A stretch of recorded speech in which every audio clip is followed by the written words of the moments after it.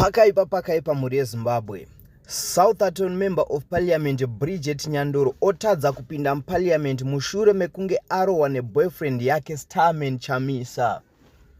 Ndinokuchingamidzai zvakare pano paZim Witness TV patinokupai maupdates akuitika munyika medu, uye kana kari kekutanga kusvika pano ndinokumbirawo kuti ungobaya button rekusubscribe then turn on the notification bell kuitira kuti usarasikirwe nezvatinenge tichiposta pano. Bridget Nyandoro akatadza iye kunoatenda parliament session nemusi weThursday 16 May 2024 mushure mekunge arohwa neex-boyfriend yake Starman Chamisa, uyo anova brother yaNelson Chamisa, uye ndiye aimbova MP for Mbare constituency.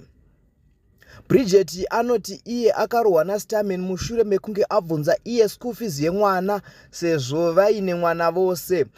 Bridget anoti iye Starman Chamisa anoramba kuchengeta mwana wake nekuti anotaura iye kuti mwana haasi wake.